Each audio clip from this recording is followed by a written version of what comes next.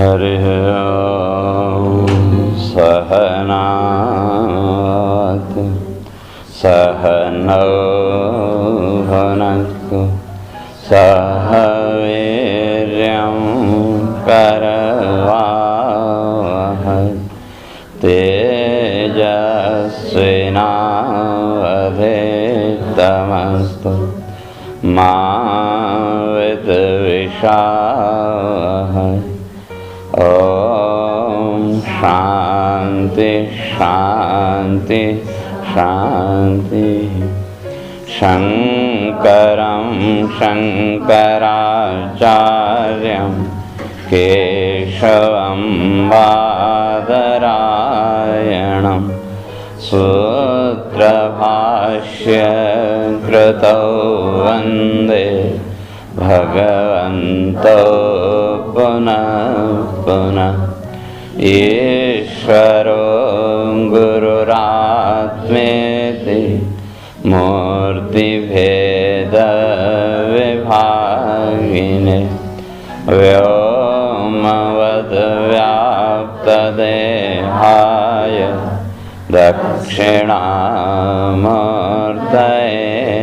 नमः। ओम शांति शांति शांति।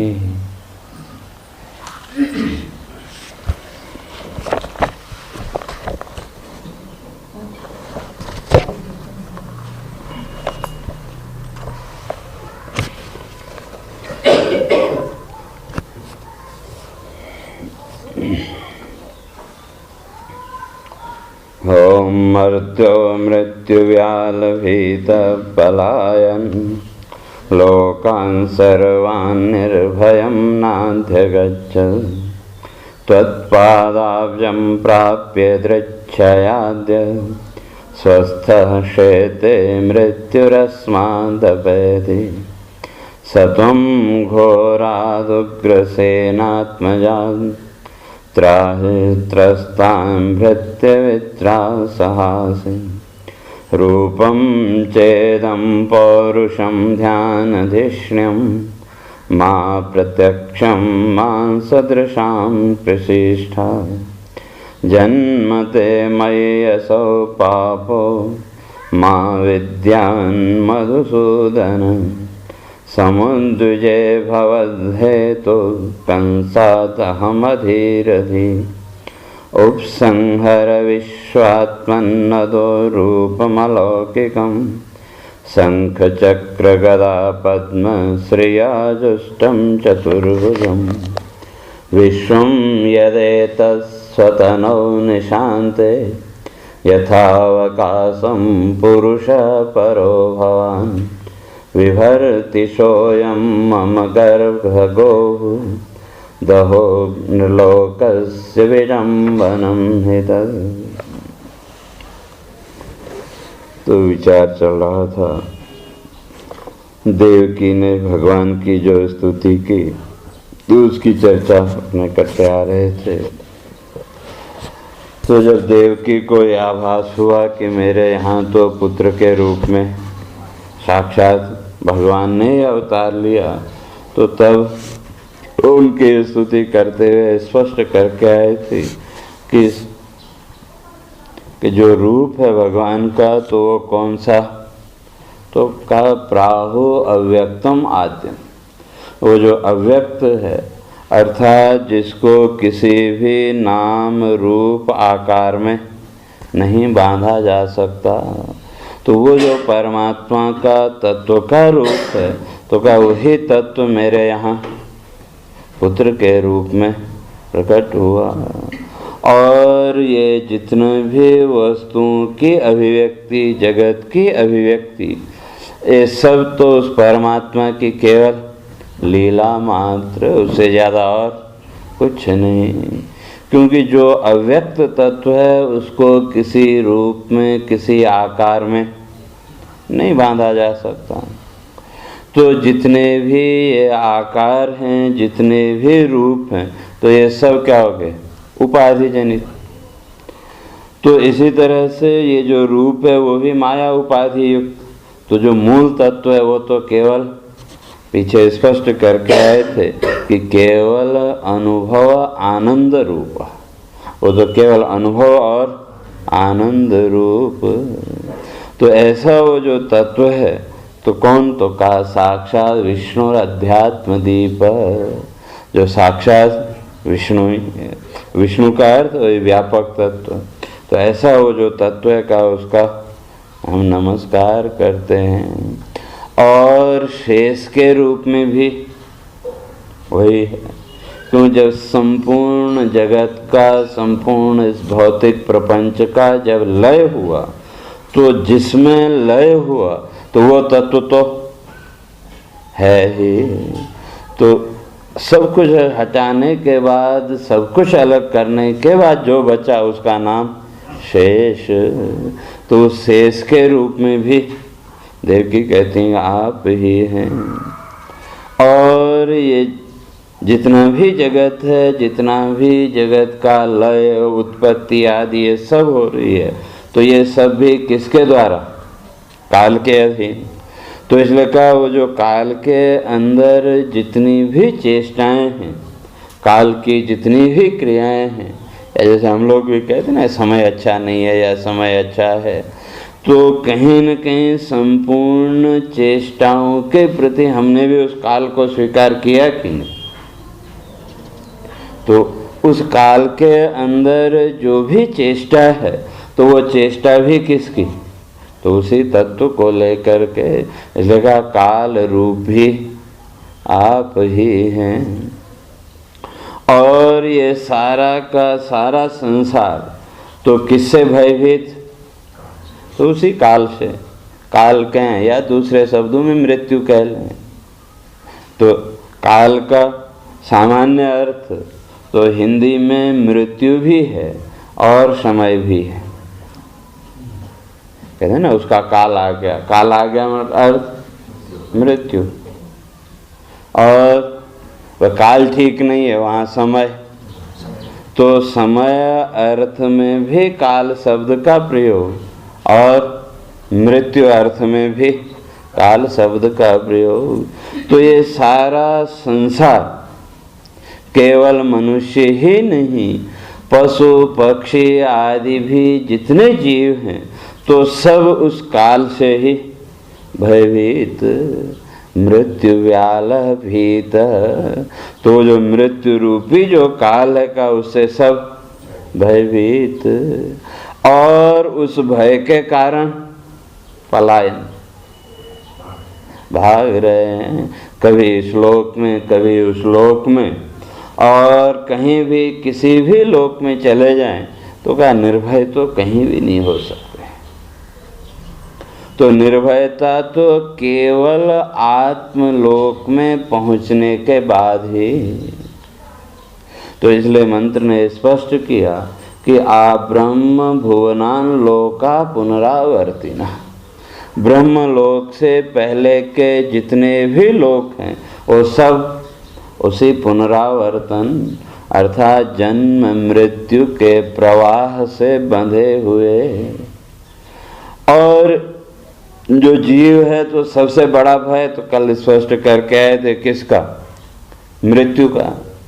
और वो भय तो सबके जीवन में है ही। ठीक है, जो तत्वज्ञ हैं, आत्मज्ञानी हैं, उनको मृत्यु से किसी प्रकार का कोई भय नहीं, क्योंकि उनकी दृष्टि में मृत्यु नाम की कोई चीज है ही नहीं, कल स्पष्ट किया था। और जो तत्वज्ञानी हैं तो उनकी दृष्टि में तो कुछ है ही नहीं मृत्यु नाम की चीज। और उस मृत्यु का अगर विचार करके देखें, मृत्यु के अस्तित्व को स्वीकार भी करें, तो मृत्यु किसकी, जिसकी सत्ता है, जिसका अस्तित्व है, तो उसका नाश हो नहीं सकता। और जिसका अपना कोई स्वतंत्र अस्तित्व है ही नहीं, तो वो वस्तु रहे या न रहे तो क्या फर्क पड़ता है। घड़ा है, कुम्हार ने घड़ा बनाया और मिट्टी को एक आकार विशेष दिया, तो हमने उसको घड़ा कहा, लेकिन घड़े का जन्म हुआ ऐसा मानते हैं क्या? घड़ा बन गया, और जब वो घड़ा टूटा तो कभी हम नहीं कहते कि घड़ा मर गया, वो नहीं कहते। तो फिर केवल इस शरीर के साथ इन दो शब्दों का प्रयोग क्यों? प्रश्न फिर शरीर के साथ ये क्यों? तो क्योंकि इसके अंदर हमने कहीं न कहीं सत्यता का आरोप किया, और उस सत्यता के आरोप के कारण इस देह के साथ तादात्म्य भी हुआ। और जहाँ तक मृत्यु की बात है, तो मृत्यु का अर्थ हम क्या समझते हैं? नष्ट हो जाना। सामान्य अर्थ क्या है मृत्यु का? नष्ट हो जाना। तो नष्ट भी कौन हुआ? तो जो चेतना है, जो तत्व है, जिसको लेकर के श्राद्ध कर्म आदि वो सब करते हैं, तो वो तो नष्ट हुआ नहीं। और अगर शरीर की बात करें, शरीर का विचार करें, तो ये भी कहाँ नष्ट हुआ? हाँ ठीक है, एक जो आकार हमको दिख रहा था वो आकार सामने नहीं रहा, बाकी तो ये जो शरीर है किससे बना? वही 5 भूत, पृथ्वी जल तेज वायु और आकाश। तो मुर्दे को ले गए शमशान में, वहां जलाया, तो जलाने से क्या हुआ? शरीर नष्ट हो गया ऐसा नहीं कह सकते। वहां तो जब अग्नि प्रज्वलित हुई तो उसके साथ ही ये जो 5 तत्व थे अपने अपने उस कारण में इनका लय हो गया। तो जो अग्नि तत्व है उसका अग्नि में लय, जो वायु तत्व है उसका वायु में लय, जल तत्व का जल में लय, आकाश का आकाश में लय, और जो पार्थिव अंश बचा वो वहाँ पड़ा हुआ है। या जैसे कहें कि वे एक मुर्दा जलाने गए 70-80 किलो का मुर्दा, और उसको जलाने के लिए कम से कम 1 क्विंटल लकड़ी भी चाहिए, और अंत में उस राख को तोलो जो वहाँ है तो कितनी मिलेगी? मुश्किल से 1.5-2 किलो समझ लो। तो जो पार्थिव अंश है, पृथ्वी का जो भाग है वो तो वहाँ पड़ा हुआ है, और बाकी 4 भाग अपने अपने कारण में सबका लय है। तो फिर नष्ट क्या हुआ? केवल एक आकार ही तो बदल गया, उससे ज्यादा तो और कुछ नहीं। तो कहने का अर्थ ये जो 5 भूत हैं, तो जिनका अपना स्वतंत्र कोई आधार नहीं, तो ये रहें या न रहें तो उससे कोई फर्क पड़ने वाला है नहीं, और इनकी मृत्यु हो नहीं सकती। जब अपना स्वतंत्र कुछ अस्तित्व है ही नहीं, शरीर को ही लें तो शरीर की तो मृत्यु संभव है नहीं। हाँ, ये कि एक आकार रूप में जब हमारे सामने आया तो हमने उसका जन्म मान लिया। तो इसलिए वो जो 6 भाव विकार बताए कि जायते अस्ति वर्धते विपरिणमते अपक्षीयते विनश्यति, तो संसार के जितने भी दृश्य पदार्थ हैं, जो भी वस्तु दिख रही है, तो उसके अंदर ये 6 दोष तो रहेंगे ही। तो जो शरीर है वो तो उन 6 दोषों से युक्त कि जायते, उसका निर्माण हुआ, हमारे सामने आया, तो हमने क्या मान लिया? उसका जन्म मान लिया। और जब जन्म को स्वीकार किया तो अस्ति, उससे अस्तित्व को भी हमने स्वीकार किया। वस्तु के सामने प्रकट होते ही, अभिव्यक्त होते, हमने उसके अस्तित्व को स्वीकार किया। और जब अस्तित्व को स्वीकार किया तो कहते हैं फिर तीसरा विकार है वर्धते, बढ़ना। और जितना भी ये शरीर का बढ़ना है, तो ये भी तो इन 5 भूतों का विकार। जो भी अन्न हम ग्रहण करते हैं, उस अन्न में भी ये 5 तत्व हैं कि नहीं? पृथ्वी जल तेज वायु और आकाश, किसी भी वस्तु को लो तो इन पांचों भूतों के जो गुण हैं उन गुणों को वहां देखो, हर एक के अंदर ये पांचों गुण तो हैं। कोई भी वस्तु आपने ग्रहण की तो उसके अंदर रस तत्व भी है कि नहीं? तो रस किसका? जल का गुण। और कोई कड़क वस्तु है, उसको जब आपने चबाया तो आवाज भी हुई कि नहीं? तो वो शब्द किसका गुण? तो आकाश का गुण। और उसके अंदर गंध भी उसकी अपनी है, तो वो गंध पृथ्वी का गुण। और उसके साथ साथ उसका स्पर्श, जो भी अन्न आपने ग्रहण किया उसका स्पर्श भी है कि नहीं? कठोर, मृदु इत्यादि, वो स्पर्श वायु का गुण। तो इस तरह से देखें तो हर एक वस्तु के अंदर ये पांचों गुण मौजूद हैं। और जब पांचों गुण हैं तो कहा गुण गुणिनो नित्य संबंध है। गुण और गुणी इन दोनों का जो संबंध है वो नित्य है, वो कभी टूट नहीं सकता। कि जहाँ गुणी है वहाँ गुण रहेगा, और जहाँ गुण है तो वहाँ गुणी होगा ही। तो इसे कहने का अर्थ ये कि जो भी वस्तु हमने ग्रहण की तो भी इन पांच भूतों के अतिरिक्त और क्या है? हाँ ठीक है, उसको हमने अपना अलग आकार दिया या मसाले आदि डाल के अपने ढंग से बनाया, लेकिन है तो वही पांचों भूत। तो जितना भी शरीर का विकास है तो ये विकास भी इन पांच भूतों के विकार के अतिरिक्त और कुछ नहीं। और जब वो विकार जुड़ते गए तो कहते हैं वर्धते, शरीर बढ़ने लगा। और विपरिणमते, तो अब उसका परिणाम, वो जो पांचों भूतों को हमने ग्रहण किया तो उसका परिणाम वही है, सप्त धातु आदि के माध्यम से जो भी कांति, चेहरे का सौंदर्य आदि वो सब वो उसका परिणाम है। जैसा अन्न खाएंगे तो उसी के अनुसार मन आदि वो भी सब उसी का परिणाम मात्र। तो जो भी हमारी वृत्तियां हैं, सात्विक, राजस, तामस, तो ये भी वास्तव में क्या है? इन पांच भूतों का परिणाम, पांच भूतों का विकार मात्र, उससे ज्यादा और कुछ नहीं। और फिर एक शरीर की अवस्था ये आएगी, एक बीच में आप हो गए कि न उसमें कुछ वृद्धि हुई और न कुछ क्षय हुआ, तो उसको अधेड़ अवस्था हिंदी में बोलते हैं, अधेड़ अवस्था।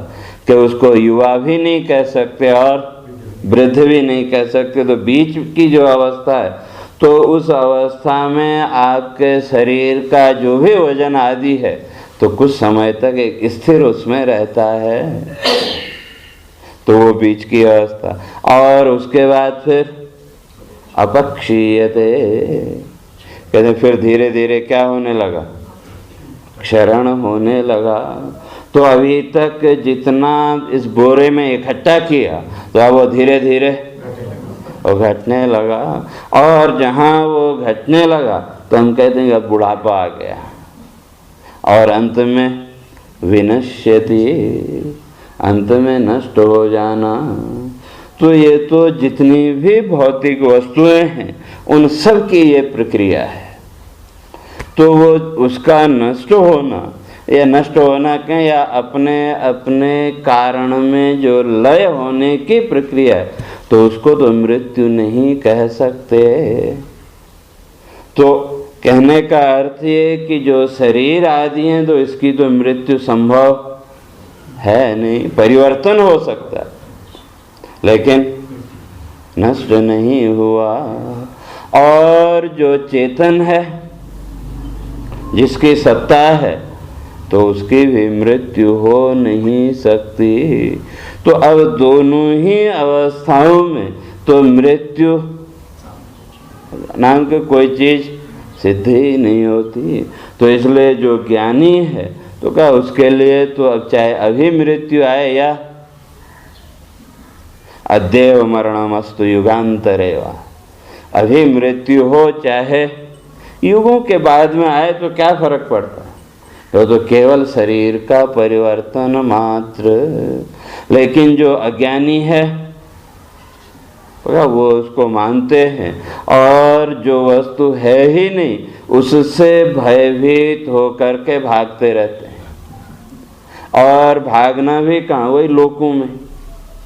मृत्यु लोक में आए, मनुष्य लोक मिला, तो इस लोकार्थ कल स्पष्ट किया था, लोकार्थ शरीर, तो यहाँ भी संतोष नहीं।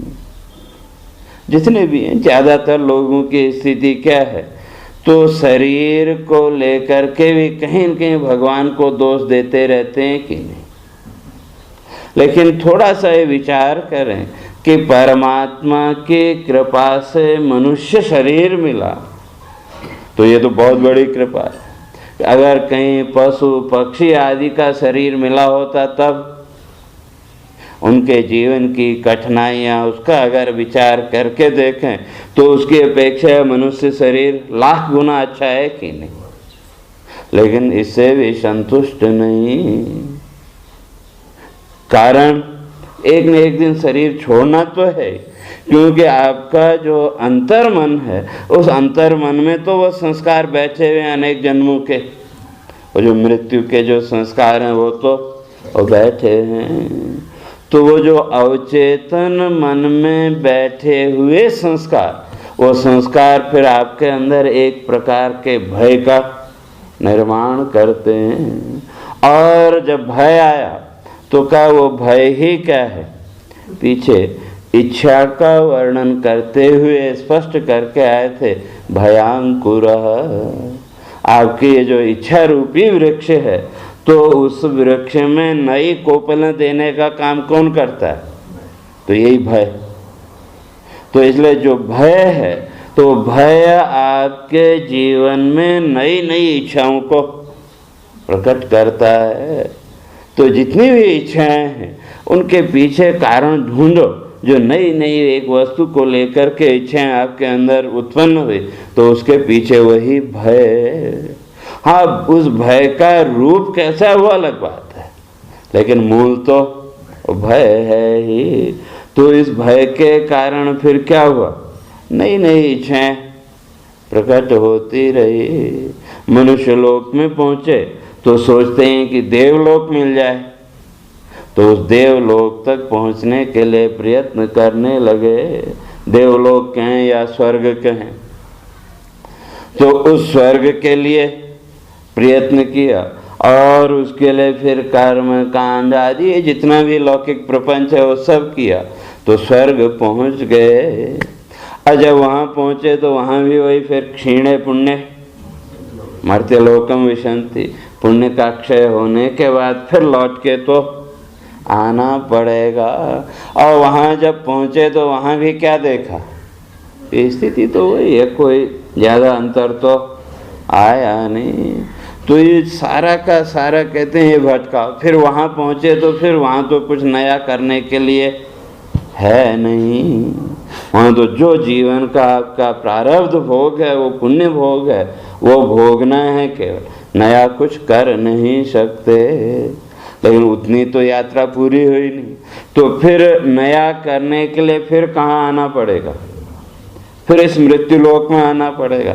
तो फिर वहाँ से इस मृत्यु लोक के लिए प्रस्थान, तो कहते हैं ये पलायन निरंतर चलता ही रहता है। जैसे जीवन में भी देखें कि जब छोटे बच्चे थे, छोटे थे आयु में, तो जल्दी से जल्दी बड़ा होने की इच्छा थी कि नहीं, हर एक के अंदर। छोटे बच्चे जितने भी हैं तो सोचते हैं हम जल्दी से बड़े हो जाएं। तो क्यों, अपने से जो बड़े लोग हैं उनको देखा बड़ी मस्ती से हंसते खेलते करते, तो मन में कल्पना उठती है कि हाँ ये तो बड़े सुखी। तो इसलिए बच्चा सोचता है कि जल्दी से जल्दी बड़ा हो जाऊं। और जब बड़े हुए तो फिर क्या देखा, स्थिति तो वही है, स्थिति में तो कोई खास अंतर आया नहीं। क्यों, जो अतृप्ति जो असंतोष बचपन में था, वो अतृप्ति और असंतोष तो बड़े होने के बाद भी है। और जब युवा हो गए तो फिर देखा अपने से और बड़े लोगों को, तो फिर इच्छा हुई कि और बड़े हो जाएं। तो इस तरह से जीवन का विचार करके देखें तो जीवन की किसी भी अवस्था से संतुष्ट हैं क्या? आप जब युवा हो गए, वृद्धावस्था आने लगी, तो कहते हैं इससे अच्छा तो बचपन अच्छा था। कहते हैं कि नहीं? तो कोई चिंता नहीं, कोई वो नहीं। लेकिन विचार करके देखें तो आज हम कहते हैं कि बचपन अच्छा था, लेकिन बचपन में भी संतुष्ट थे क्या? तो ये जो असंतोष, तो इस असंतोष ने ही हमारे अंदर क्या पैदा किया? एक नई कामना को प्रकट किया। और उस असंतोष के पीछे कारण वही भय, सूक्ष्म रूप में वहां भय तो बैठा ही है। तो कहते हैं ये सारा जीवन का अगर विचार करके देखें तो इस जीवन में भी पलायन है कि नहीं? तो इसी तरह से संसार के जितने भी प्राणी हैं वो सब निरंतर पलायन करते रहते हैं और उसी के कारण निरंतर उस जन्म मृत्यु के चक्र में बंधे रहते हैं। तो इसलिए कहते हैं तो उससे बचने का, तो कहा त्वत्पादाब्जम, तो केवल आपके जो चरण कमल हैं तो वही केवल इस भटकाव से मुक्त कर सकते हैं। वैसे भी जब जीवन में बहुत ज्यादा भटकाव आ जाए तो हम अंत में फिर उस परमात्मा की शरण में जाते हैं कि नहीं? भटकाव का अर्थ कई बातें, जब कुछ समझ में नहीं आता है क्या करें क्या नहीं करें, वो भी तो भटकाव ही। तो तब व्यक्ति अंत में हार करके फिर उस भगवान की शरण में ही जाता है कि नहीं? तो किसके लिए? उस भटकाव से मुक्ति मिले। लेकिन वास्तव में वहाँ मुक्ति नहीं है, केवल थोड़ी देर के लिए हम स्थायित्व चाहते हैं। जो मन में विक्षेप आया वो आया, तो उससे थोड़ी देर के लिए एक स्थायित्व के भाव से हम मंदिर में गए, भक्ति आदि जो भी की, तो उससे थोड़ा सा आराम मिला, लेकिन भटकाव तो समाप्त नहीं हुआ। लेकिन सही अर्थों में जो परमात्मा की शरण में पहुंच गया तो देवकी कहते हैं उसका तो भटकाव समाप्त हो जाएगा। और मेरे यहाँ तो प्रारब्ध से भाग्य, मेरा अहोभाग्य कि आपका साक्षात अवतार, तो कहते हैं आपका दर्शन पाते ही मेरे चित्त के जितने भी विकार थे वो सब दूर हो गए। तो इसलिए अब मुझे किसी प्रकार का कोई भय नहीं है। तो क्या मैं तो निर्भय हो गई, लेकिन अभी जगत को तो निर्भय करना ही है। तो क्यों? तो वे आगे कहती हैं कि सतुम घोराद उग्र सेनात्मजाद न त्रस्तान भृत्य वित्रा सहासे रूपम चैदम पौरुषम ध्यानधिष्ण्यम माँ प्रत्यक्षम मांस दृशाम कृषिष्ठा। तो आगे कहते हैं सत्वम, आप तो वही हैं कौन? जो इस संसार के भय का हरण करने वाला। तो इसलिए भगवान को क्या कहते हैं? भव भयहारी। तो संसार का जो भय है उस भय का हरण करने वाले। और सबसे बड़ा भय तो वही मृत्यु का। तो उससे बड़ा जीवन में और कोई भय है ही नहीं। तो जीवन का भी हम विचार करके देखें, टटोल के देखें, तो जितने भी भय हैं उन संपूर्ण भयों के पीछे वही मृत्यु का भय है। और जीवन में एक क्षण के लिए भी निर्भय हो पाए क्या? जैसे मानो समझो बड़ा मकान है तो उसका एक मुख्य द्वार है, तो रात को सोने से पहले घर के जितने भी सदस्य थे सब घर के अंदर ही मुख्य द्वार हमने बंद किया। तो अब तो किसी प्रकार का भय नहीं है। या वहाँ एक दरबान भी हमने रखा है चौकीदारी के लिए, तो थोड़ी निर्भयता आई। लेकिन जब सोने के लिए अपने कमरे में गए तो जितनी भी चिटकनियाँ हैं, जितनी भी कुंजियाँ, सब बंद करते हैं कि नहीं? तो क्यों? जब एक मुख्य द्वार था, ठीक है, बाहर का हमको भय है कि कोई अवांछित व्यक्ति नहीं आए, तो उसके लिए तो हमने मुख्य द्वार को बंद कर दिया, और उसकी सुरक्षा के लिए हमने एक चौकीदार भी वहाँ रखा। लेकिन फिर भी जब सोने के लिए गए तो अपना अपना कमरा बंद करते हैं कि नहीं? तो क्यों?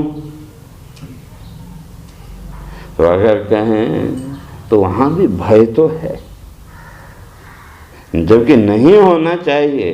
तो मुख्य द्वार जब बंद हो गया तो निर्भयता आनी चाहिए, लेकिन वहाँ भी निर्भयता है क्या?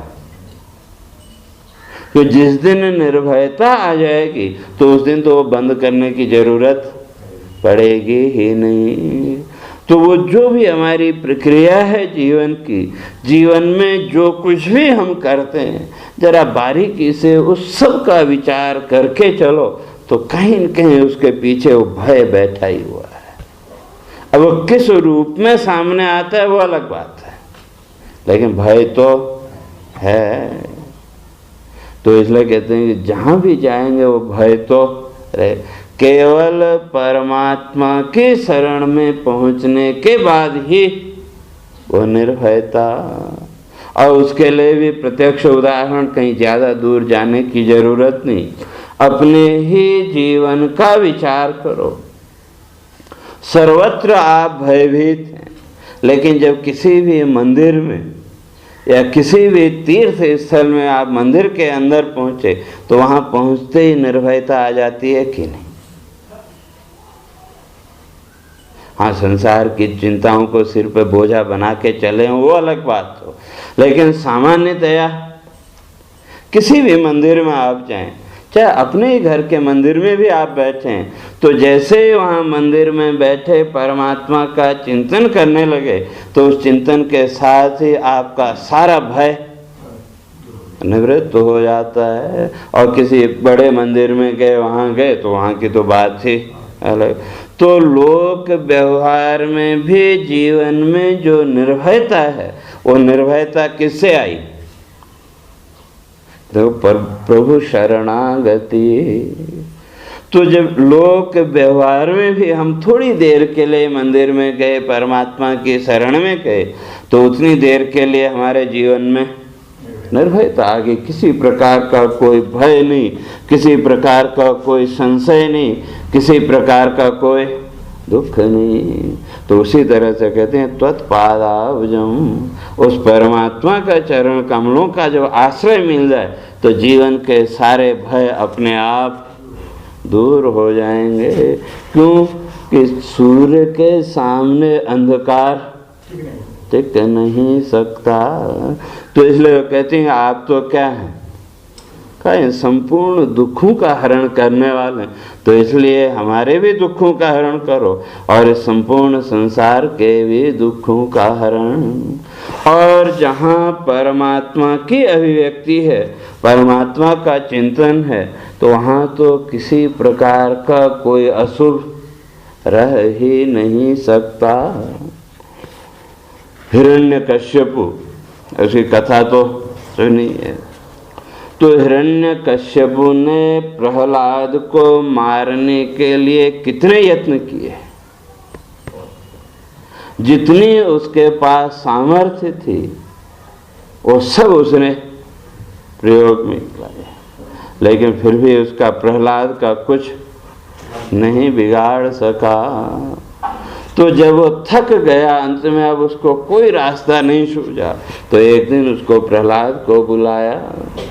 संबंध तो दोनों का बाप बेटे का है, तो प्रहलाद को बुलाया, आया बैठा, तो बड़े प्रेम से हिरण्यकश्यप उससे पूछता है, प्रहलाद से, कहा कि वे तुम्हारे पास कौन सी ऐसी शक्ति है कि जिस शक्ति के सामने मेरी सारी शक्तियां निष्फल हो गई, फेल हो गई।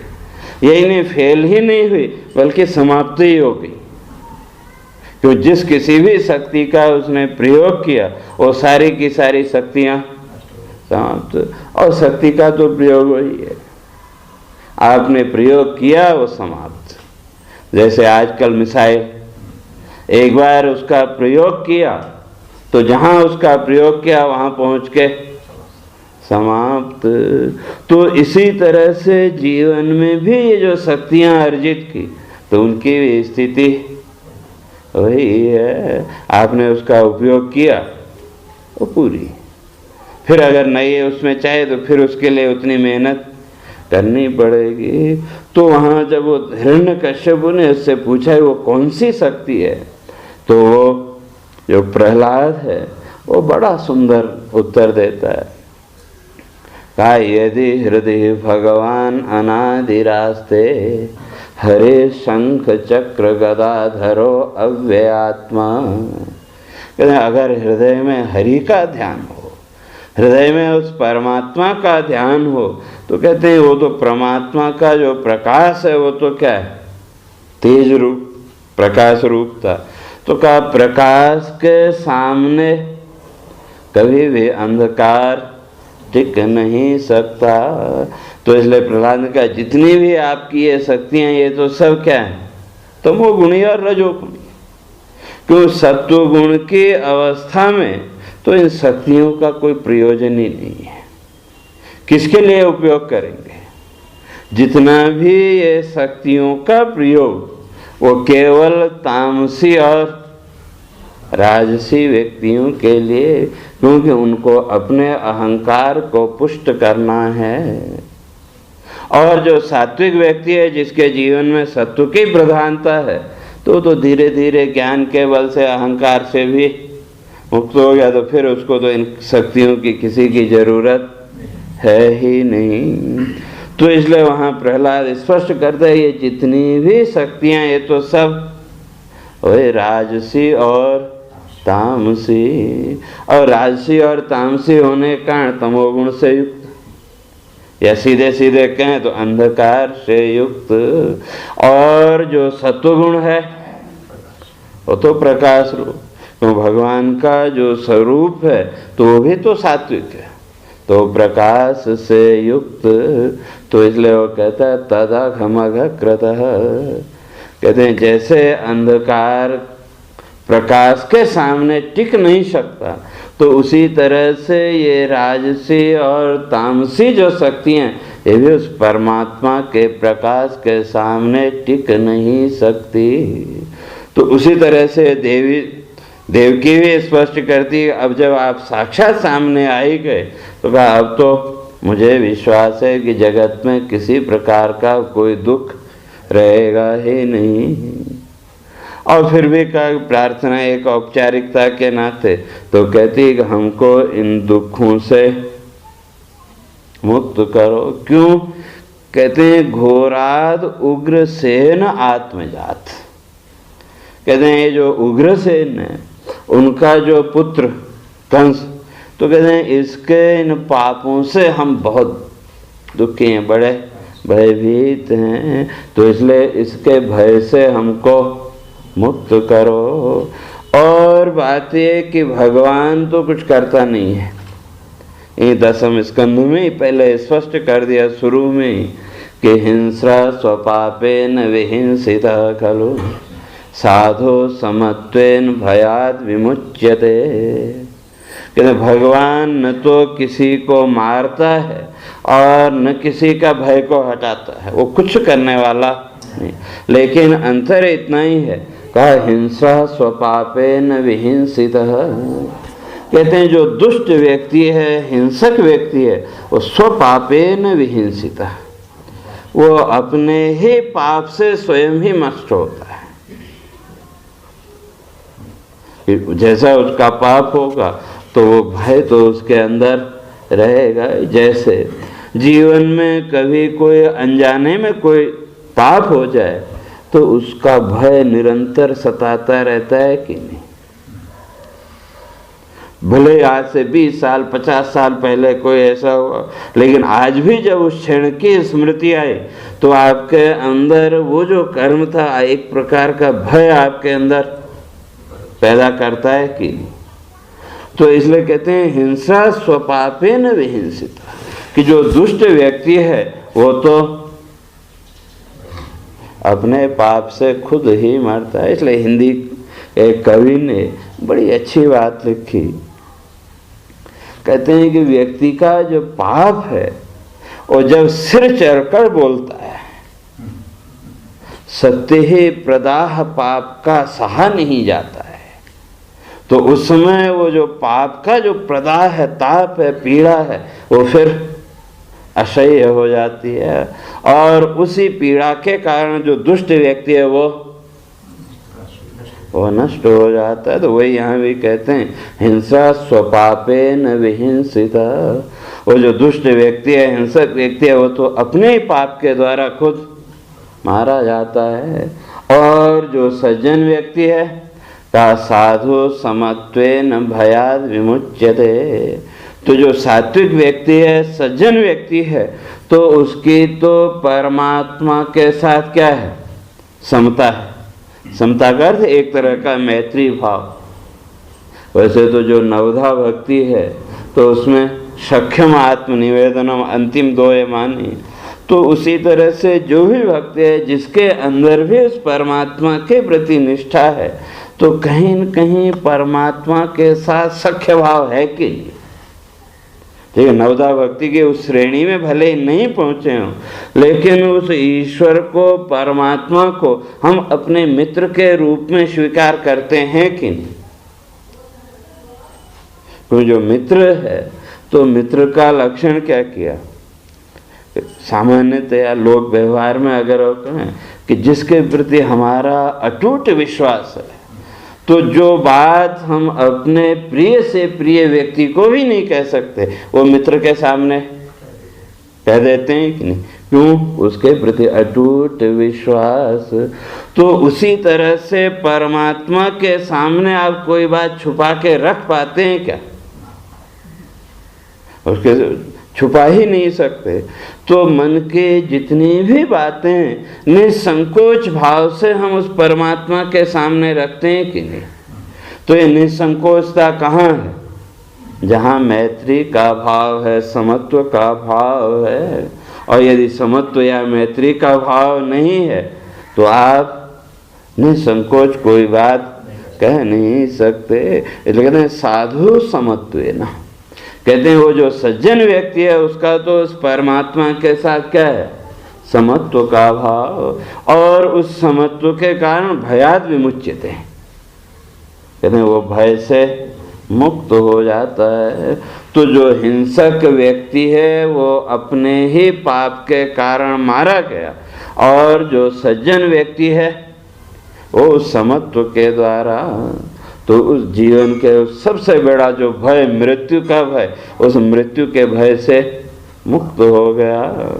जैसे मैंने कहा मंदिर में गए तो मंदिर में भी जो भय से मुक्त होने की प्रक्रिया, तो उसका थोड़ा सा विचार करके देखो। जब तक उस परमात्मा के साथ हम समत्व का भाव नहीं जोड़ेंगे तो तब तक वहां भी भय से मुक्त नहीं हो सकते। और घर की चिंताएं दुनिया भर की सिर पर लाद के गए तो वहाँ मंदिर में जाने पर भी आप भय से मुक्त नहीं हो सकते। और जैसे ही मंदिर में हम पहुँचे तो वहाँ पहुँचते ही हमने क्या किया, अपनी वृत्ति को उस तत्व के साथ जोड़ने लगे। और जैसे वो वृत्ति जुड़ी तो वृत्ति के जुड़ते ही एक समत्व का भाव, एक तरह का समत्व का भाव आया। और वो समत्व का भाव आते ही हर प्रकार के भय से आप मुक्त। तो इसलिए कहते हैं कि आप क्या करो, इस कंस के भय से हमको मुक्त करो, कि इससे तो हम सब पीड़ित हैं। और साथ ही साथ और प्रार्थना कर रहे हैं तो कहा अपना ये जो चतुर्भुज रूप है कहा इसको छुपा लो। क्यों? कि जिनकी दृष्टि केवल शरीर पर है वो आपको समझ नहीं सकते। तो इसलिए ये जो चतुर्भुज रूप है तो ये देखने का नहीं है, तो ये चतुर्भुज रूप केवल ध्यान का है। जो चतुर्भुज आदि ये सब ध्यान के लिए। तो देखने के लिए अगर किसी व्यक्ति को चतुर्भुज रूप में आ जाए तो हम क्या कहेंगे? ड्रामा, नाटक में वो जो भी आकार है वो सब दिखेगी नहीं, तो उसको हम क्या मानते हैं? नाटक। तो अगर भगवान साक्षात चतुर्भुज रूप में यहाँ प्रकट भी हो जाए तो तब भी हम उसको भगवान नहीं मान। क्यों?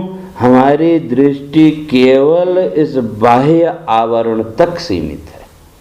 तो वही देवकी कह रही है कि आपका जो है रूपम चेदम पौरुषम ध्यान दिश्यम, कहते हैं आपका ये जो चतुर्भुज रूप है ये तो केवल ध्यान की वस्तु है, ये प्रत्यक्ष देखने की वस्तु नहीं है। तो चतुर्भुज रूप का आप ध्यान कर सकते हैं। तो इसलिए कहते हैं कि जिनकी दृष्टि केवल उस पर है तो उनके सामने अपने जो रूप को प्रकट नहीं करना। जिनकी दृष्टि केवल अस्थि चर्ममय देह जो शरीर है तो इस शरीर तक ही जो सीमित है, तो क्या उसके लिए तो इस चतुर्भुज रूप का कोई महत्व है नहीं। और जिसकी दृष्टि तत्व पर है तो उसके लिए भी रूप का कोई महत्व नहीं। जिसकी दृष्टि केवल रूप पर है, शरीर अस्थि आदि इसी पर है, तो उसके लिए अब चाहे वो चतुर्भुज रूप हो या देवी का ने अष्टादश भुजा आदि तक, तो वो कोई भी रूप हो तो उसका कोई अर्थ नहीं है। और यदि दृष्टि तत्व पर है तो तब भी इसका कोई औचित्य नहीं। तो इसलिए जो बीच में है तो कहा साधकों के लिए वो जो चतुर्भुज रूप है तो वो ध्यान का विषय। तो इसलिए कहते हैं इस चतुर्भुज रूप को तो आप क्या करो, छिपा लो और सामान्य जो रूप का उसमें आ जाओ। क्योंकि आपको चतुर्भुज रूप में देखने पर भी कोई आपको ईश्वर नहीं मानेगा, बल्कि केवल आपका मजाक उड़ाएंगे। या ऐसा कोई व्यक्ति हो जाए तो भले साक्षात भगवान ही क्यों ना आ जाए, लेकिन जगत की स्थिति यही है, हम क्या मानेंगे? तो देखो भगवान का चमत्कार कह लें, जो भी कहें, लेकिन उसका जो रूप है उसको लेकर के सब हंसेंगे, वो करेंगे। क्योंकि दृष्टि केवल बाह्य आकार तक सीमित। तो इसलिए कहते हैं इसको आप समेट लो। तो इसलिए इस चतुर्भुज रूप को क्या इसको प्रकट नहीं करना। तो इसलिए कहते हैं, तो इस तरह से वो प्रार्थना करती है। और जो चतुर्भुज रूप है तो चतुर्भुज रूप का ठीक है, भगवान तो वहाँ तो जो माया है अचिंत्य रचना शक्ति से युक्त, वो तो कोई भी रूप धारण कर सकते हैं। लेकिन सामान्य दृष्टि से देखें तो ये जो चतुर्भुज रूप है तो लोक व्यवहार में तो संभव नहीं। तो वो जो चतुर्भुज है तो वो किस आधार पर?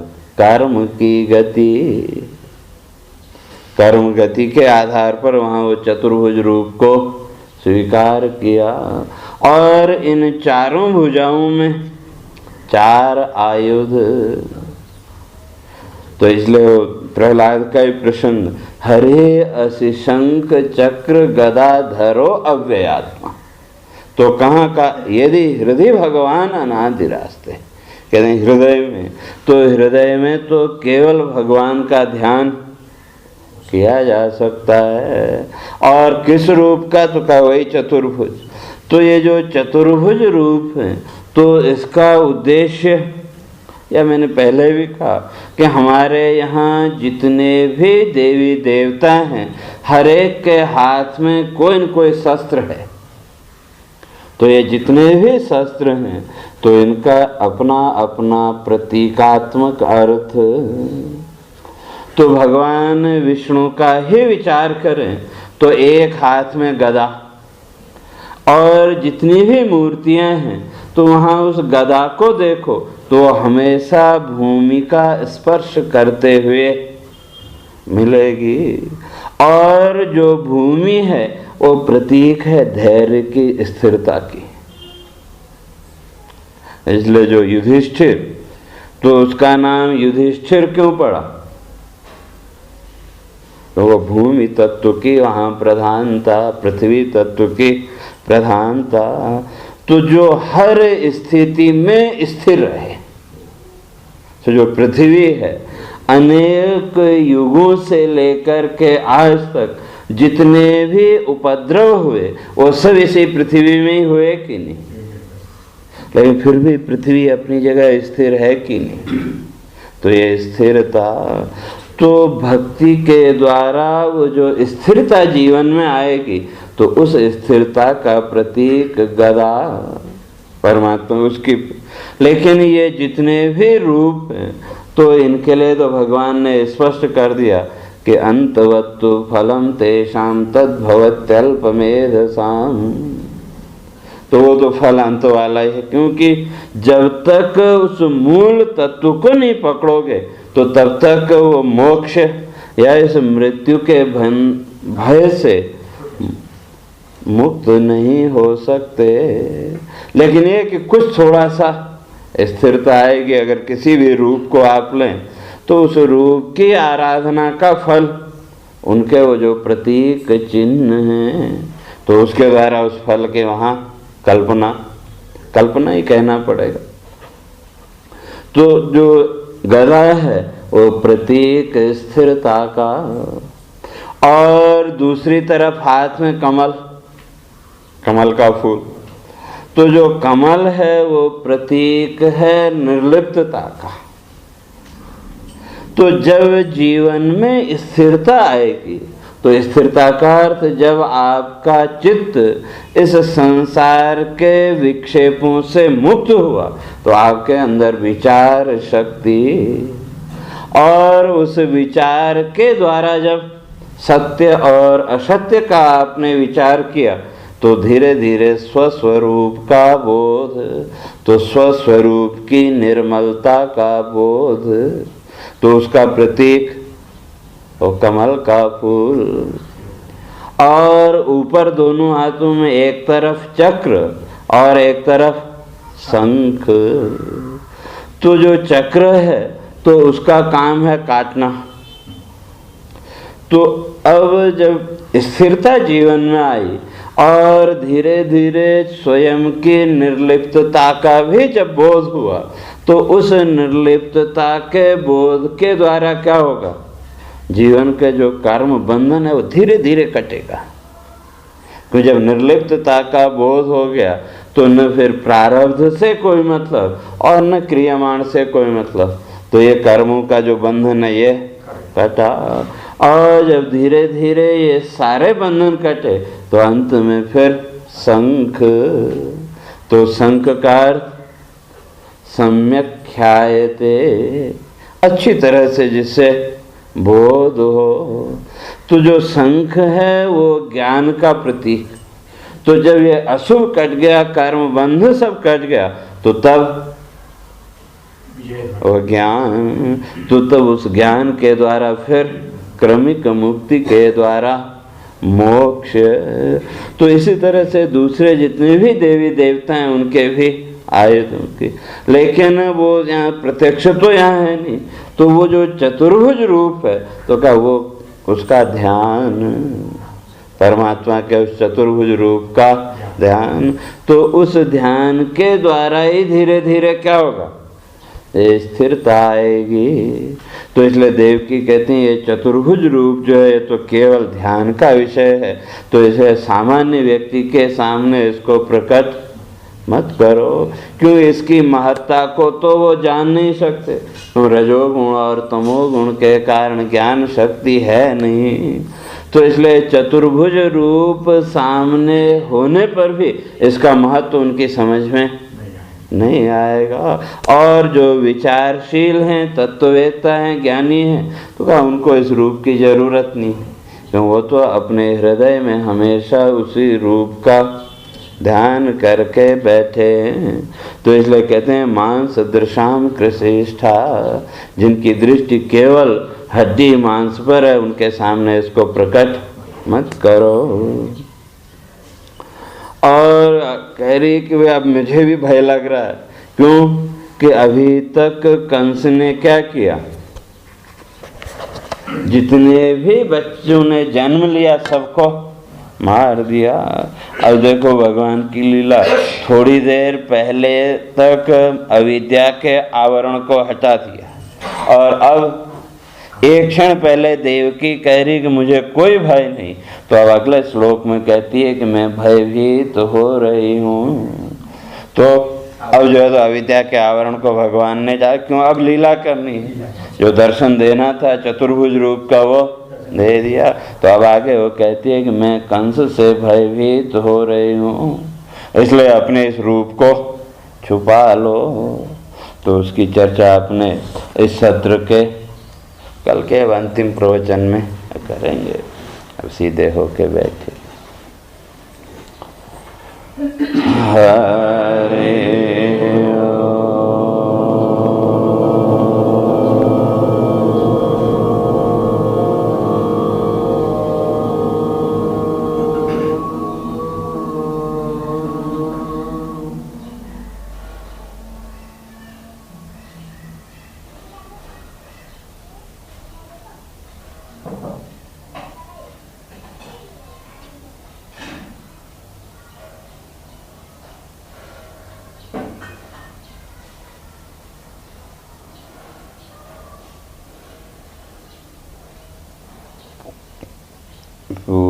पूर्णमदः पूर्णमिदं पूर्णात् पूर्णमुदच्यते पूर्णस्य पूर्णमादाय पूर्णमेवावशिष्यते। ॐ शान्ति शान्ति। शङ्करं शङ्कराचार्यं केशवं बादरायणं सूत्रभाष्यं कृतौ वन्दे भगवन्तौ पुनः पुनः। ईश्वरो गुरुरात्मेति मूर्तिभेदविभागिने व्योमवद्व्याप्तदेहाय दक्षिणामूर्तये नमः। ॐ शान्ति शान्ति शान्तिः।